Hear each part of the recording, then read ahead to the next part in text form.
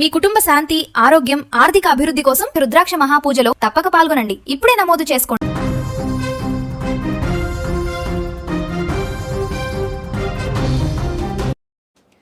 తమిళనాడులో ఇక అస్సలు సిసలు రాజకీయం మొదలైంది.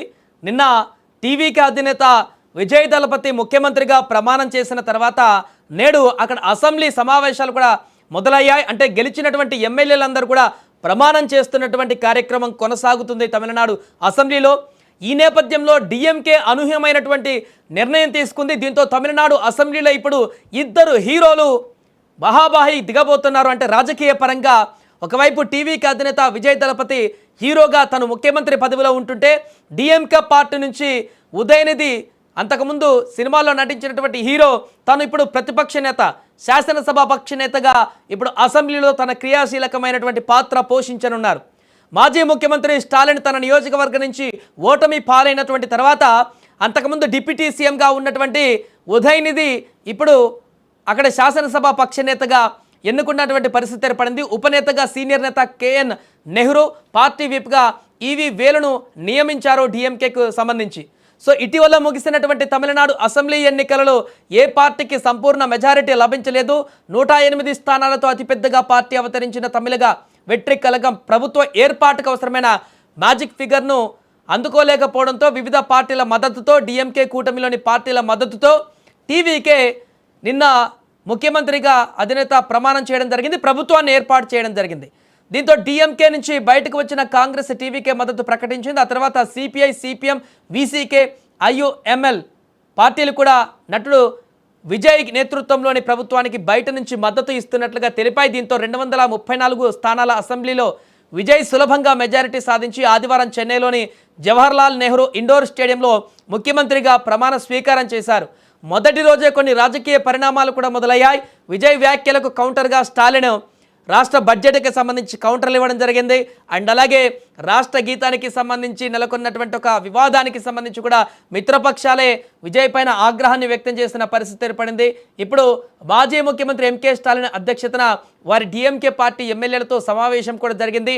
కూటమిని వీడి కాంగ్రెస్ను విమర్శిస్తూ తీర్మానం చేయడంతో పాటు భవిష్యత్తులో అన్ని రాజకీయ నిర్ణయాలు తీసుకునే అధికారాన్ని ఇప్పుడు స్టాలిన్కి అప్పగిస్తూ మరో తీర్మానాన్ని కూడా ఆమోదించారు. అంటే అసెంబ్లీ కార్యకలాపాలకు సంబంధించినటువంటి వ్యవహారాలని కొడుకు ఉదయనిధి చూసుకుంటాడు. పార్టీ కార్యక్రమాలు, నిర్ణయాధికారం మొత్తం కూడా మాజీ ముఖ్యమంత్రి స్టాలిన్ తీసుకునేటువంటి అవకాశం ఉంది. సో అసెంబ్లీ సమావేశాలు ప్రారంభమవుతున్న నేపథ్యంలో ప్రతిపక్షంలో ఉన్న డిఎంకే తమ శాసనపక్ష కార్యవర్గాన్ని కూడా ప్రకటించింది. దీంతో తమిళనాడు అసెంబ్లీలో ఒకేసారి ప్రతిపక్షం, అధికార పక్షం, సభాపతి, ఉపసభాపతి ఇద్దరు కూడా ఇండస్ట్రీకి సంబంధించిన వారు, సినీ స్టార్స్, హీరోలే కావడం ఇప్పుడు అక్కడ రాజకీయ పరిణామాలన్నీ కూడా ఆసక్తికరంగా మారాయి. ఇప్పుడు రేపు అసెంబ్లీలు చర్చల్లో భాగంగా ముఖ్యమంత్రి విజయ్ మాట్లాడేటువంటి మాటలు, అతను తీసుకునేటువంటి నిర్ణయాలు, శాసనసభ నేతగా, అదేవిధంగా నాయకుడిగా, అదేవిధంగా ఉపనేతగా ఉన్నటువంటి శాసనసభ పక్ష నేతగా ఉన్నటువంటి ఉదయనిధి ఇప్పుడు ముఖాముఖి తలపడేటువంటి అవకాశం ఉంది. ఏ ఒక్క పాలనా నిర్ణయమైనా కానీ ఇతరత్ర అంశాలన్నిటికి కానీ ఇప్పుడు ఫేస్ టు ఫేస్ వీరిద్దరే తలపడేటువంటి అవకాశం కనపడుతుంది. దీంతో ఈ రాజకీయం అనేది సరికొత్త విధంగా మారింది. తమిళనాడు రాజకీయం మొత్తంలో కూడా చాలా డిఫరెంట్గా మారిపోయినటువంటి పరిస్థితి. రాజకీయ పార్టీలకు సంబంధించినటువంటి కరడుగట్టినటువంటి రాజకీయ నేతలు కాకుండా కేవలం సినీ గ్లామర్స్ ఉన్నటువంటి నేతలే, హీరోలుగా ఉన్నటువంటి స్టార్సే, వెండి తెరపై వెలిగినటువంటి హీరోలు ఇప్పుడు తమిళనాడులో ప్రతిపక్ష నేతగా, అధికార పక్ష పార్టీ నేతగా ముఖ్యమంత్రి, అదేవిధంగా శాసనసభ పక్ష నేత వీరిద్దరే కీలకం కావడంతో ఇప్పుడు తమిళనాడు రాష్ట్ర రాజకీయాలంతా కూడా సినీమయం అయిపోయినట్టుగా మారుతుంది. ఇండస్ట్రీ నుంచి వచ్చినటువంటి ఇద్దరు కీలక నేతలు, ఒకరు ముఖ్యమంత్రిగా, ఇంకొకరు శాసనసభ పక్ష నేతగా ఉండడం అనేది అక్కడ రాజకీయాలు, సినీ ఇండస్ట్రీ రాజకీయాలను ఏ రకంగా డామినేట్ చేస్తుందనే దానికి నిదర్శనంగా మారింది. ఏదేమైనా ఒకవైపు ఉదయనిధి అభిమానులు, డిఎంకే అభిమానులు, మరొక వైపు విజయ్ అభిమానులు ఆసక్తిగా గమనిస్తున్నారు. రేపు అసెంబ్లీ సమావేశాలు మొదలైన తర్వాత విజయ్ ఏం చెప్పబోతున్నాడు, తాను మేనిఫెస్టోకు సంబంధించినటువంటి అంశాలను ఏ విధంగా ఇంప్లిమెంట్ చేయబోతున్నారు, లేదా రాష్ట్ర ఆర్థిక వ్యవహారాలకు సంబంధించినటువంటి వైట్ పేపర్ కూడా విడుదల చేస్తానన్నారు. అలాంటి సందర్భంలో గత ప్రభుత్వానికి సంబంధించిన విమర్శలు విజయ్ చేస్తే దానికి కౌంటర్గా ఇప్పుడు శాసనసభ పక్ష నేతగా ఉన్నటువంటి ఉదయనిధి ఏ రకమైనటువంటి కౌంటర్ అటాక్ చేయబోతున్నారు. ఇద్దరు హీరోలు ఎట్ ఏ టైం అసెంబ్లీలో ఫేస్ టు ఫేస్ వాగ్వాదాలు వాదోపవాదాలు చేసుకునేటువంటి పరిణామం ఏ రకంగా మారబోతుంది రాజకీయంగా అనేది కూడా ఆసక్తికరంగా మారింది. ఏదేమైనా తమిళనాడులో నెలకొన్నటువంటి రాజకీయ పరిస్థితులు అనేది కొన్ని దశాబ్ద కాలంగా వస్తున్నటువంటి సాంప్రదాయానికి భిన్నమైనటువంటి పరిస్థితులకు దారి తీసేలాగా కనిపిస్తుంది. చాలామంది రాజకీయ విశ్లేషకులు కూడా అదే చెప్పుకుంటున్నారు.